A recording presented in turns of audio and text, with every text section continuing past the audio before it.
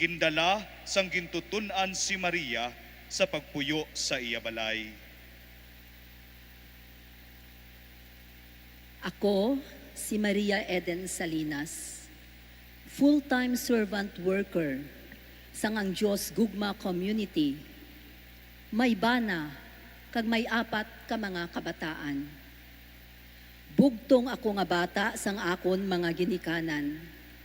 Si nanay, isa ka public school teacher, kag si tatay, isa anay ka Philippine Navy.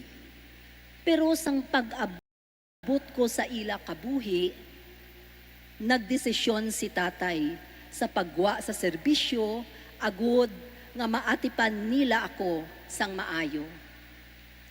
Bilang bugtong nga bata, nakita ko nga si nanay kag si tatay tama gid ka overprotective sa akon. Ilabi na gid ang akon iloy. Hindi ako libre sa paghampang sa iban nga mga kabataan. Kasami, ako lang ang nagaisahanon nga nagahampang sa sulod sang amon balay. Sang ako nag-high school na, nag-insister gid si nanay kay tatay nga diri ako paeskwelahon sa syudad sang Iloilo sa isa ka pribado nga eskwelahan.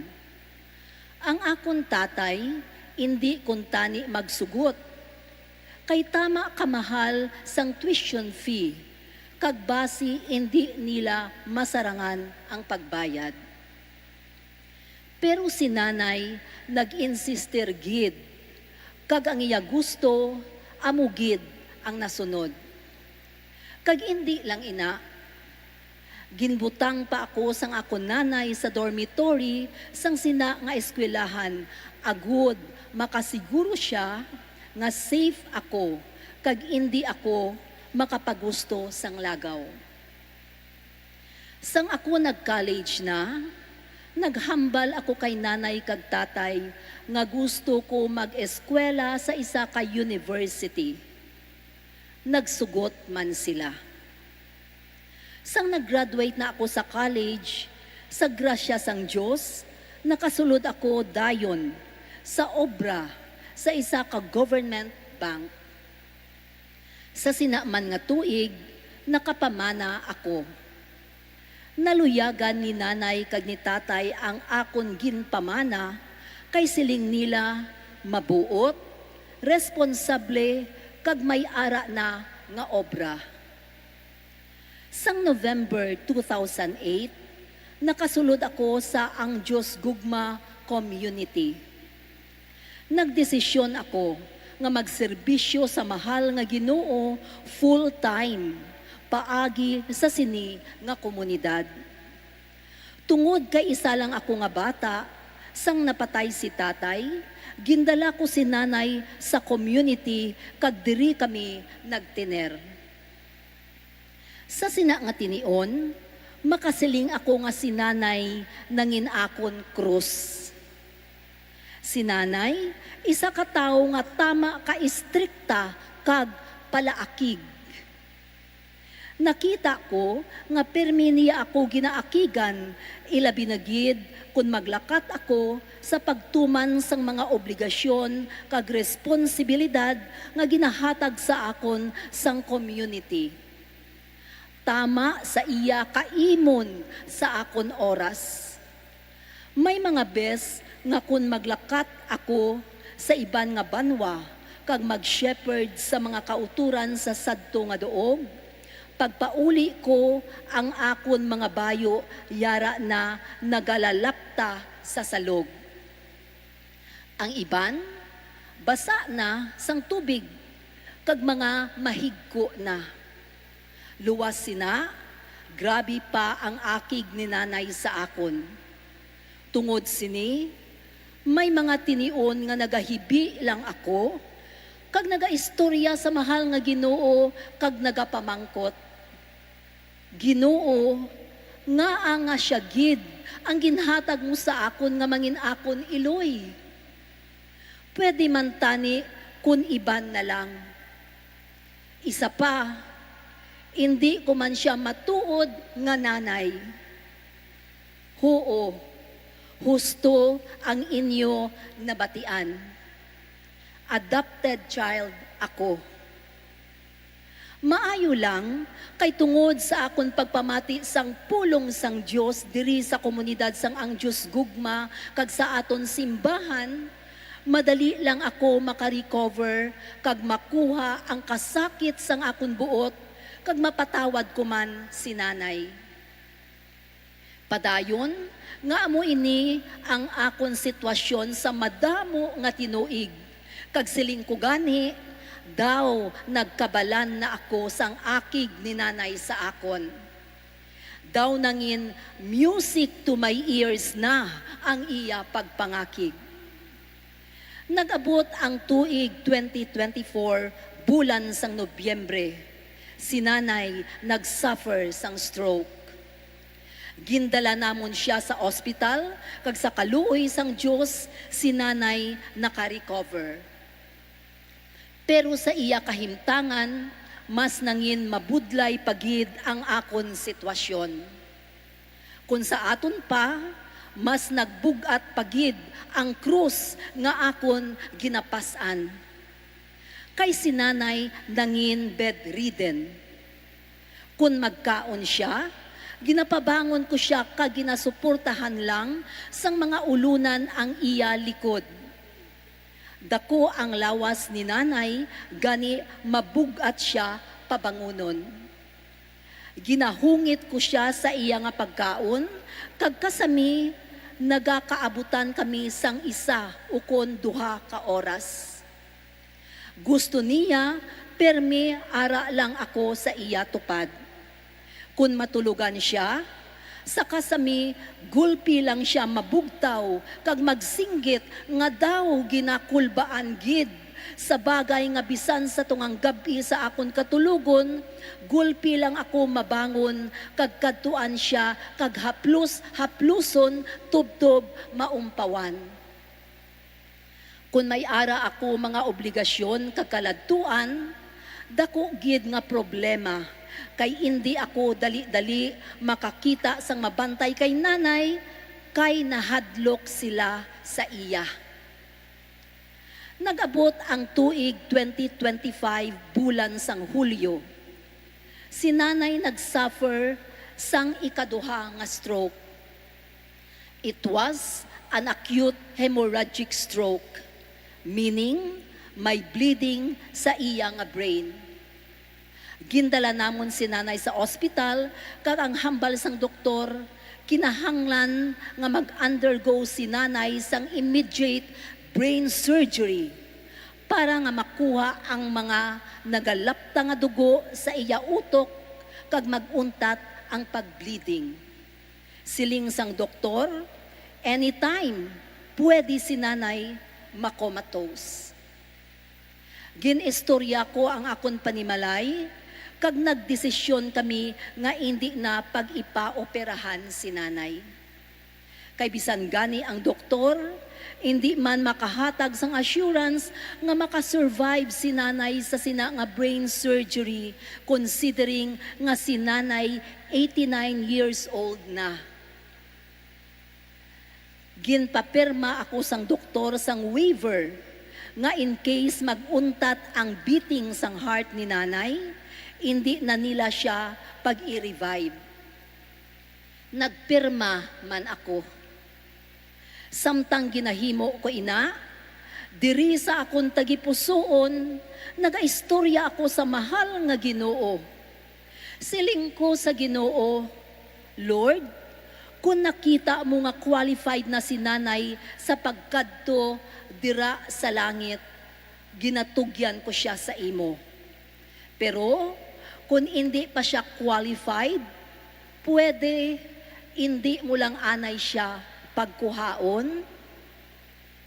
Kag matuod gid, ang Ginoo nagpamati, kag nagsabat sang akon pangamuyo. Pagkatapos ang 3 ka adlaw, si nanay nakabugtaw. Ginatagan pa siya sang tsansa, sang mahal nga Ginoo nga mabuhi agud ma-purify ang iya kalag. Dugang pa, ang speech mechanism ni nanay ginkuha sang Ginoo sa bagay nga hindi na siya makahambal. Tungod sini, hindi na siya makapangakig.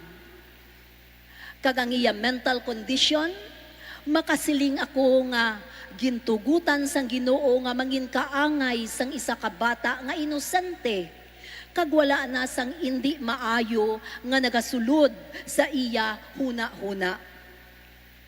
Si nanay, totally bedridden na subong.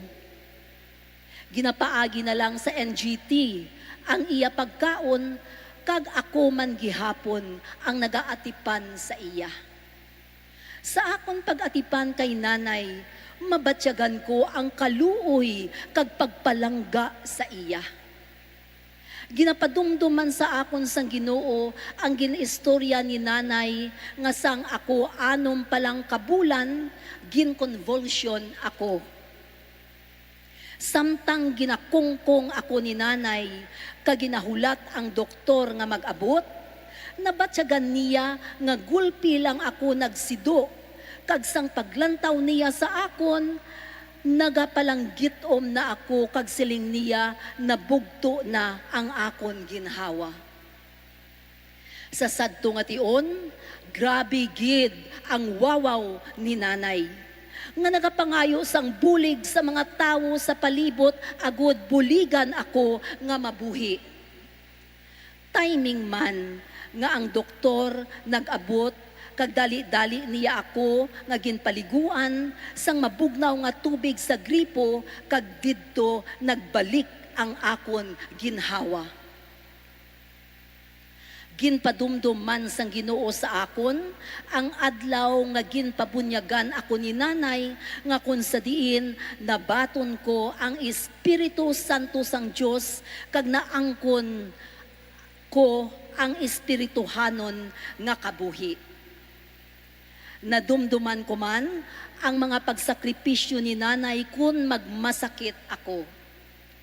Hindi siya makatulog sa pagbantay sa akon hasta nga maumpawan ako kag mag-ayo. Ginpadumdum man sang Ginoo sa akon ang sakripisyo ni nanay sang pagpaeskwela niya sa akon sang high school sa pribado nga eskwelahan. Kay bisan alas 12 na sang tungang gabi, nagarinong kadol man sa gihapon ang labador. Kay si nanay nagapulaw sa pagpanglaba sang akon puti nga uniform, agud akon suksukon sa pag-eskwela. Pati na ang pagpulaw bugtaw ni nanay sa pagliso sang ice candy sa amon freezer. Kay ginadala niya ini pagkaaga sa eskwelahan, agud mabaligya niya sa mga maestra kag sa mga estudyante, agud may ara siya ipabalon sa akon sa dason nga semana. Ginpadumdum man sang Ginoo sa akon ang mga pagsakripisyo ni nanay sa pagpangita sang mautangan, agud makabayad sa akon tuition fee sa eskwelahan kag sa akon dormitory. Sa bagay nga gamay na lang ang bilin sang iya sweldo, kay nagkadto na tanan sa iya loan. Samtang madumduman ko ang ini nga mga pagsakripisyo ni nanay sa akon, nagapasalamat ako sa Ginoo nga ginhatagan niya ako sang pribilehiyo nga maserbisyuhan si nanay sa iya katigulangon. Sa tagsa ko kapag pakaon kay nanay subong, madumduman ko nga sang hindi ako makairo magkaon sang gamay pa ako, siya ang nagahungit sa akon. Sa tagsa ko kapag paligo, kag pagsibin, kag pagpailis kay nanay sang iya diaper, madumduman ko nga sang hindi pa ako makairo sa paglimpyo sang akon lawas, si nanay ang nagalimpyo, nagapaligo, kag nagailis sang akon diaper. Sa tagsa ko kapag hakwat kay nanay, kag pagpabangon sa iya, madumduman ko ang paghakwat kag pagpabangon niya sa akon sang gamay pa ako. Babayi, yari ang imo anak. Anak, yari ang imo iloy. Subong, nahangpan ko na, kun nga si Nanay Gid ang ginhatag sang mahal nga Ginoo sa akon, agud mangin akon iloy. Kag kun nga ako gid ang ginhatag sa iya sang mahal nga Ginoo, agud mangin iya anak. Subong, 90 years old na si Nanay. Wala ako makahibalo kung hasta sano ang itiner diri ni Nanay sa kalibutan. Pero tubtob buhi si Nanay, nagasiling ako sa akon kaugalingon, padayon ko nga pagaserbisyuhan at tipanon kag palanggaon si Nanay, kaysa akon nga paghimo sini hugot sa akon tagipusoon, maangkon ko ang mga virtudes sang paghigugma, pagkaluoy, pagpaubos kag pagpasensya nga makadala sa akon kahimpitan kag kabuhi nga wala sang katapusan sa ginharian sang aton mahal nga Ginoo. Salamat man sa aton iloy Santa Iglesia nga ako isa man kaanak kag sa ministeryo sang ang Dios gugma sang aton archdiocese nga nakabulig sa akon agod marealisar ining dako nga grasya nga akon nabaton kag paagi sa pulong sang Dios nga amo ang akon giya sa pagtuo. Salamat sa kahigayunan, sa pag-alagad sa Dios kag sa isig katawo bisan sa ordinaryo kag matag-adlaw ko nga pagpangabuhi. Amen.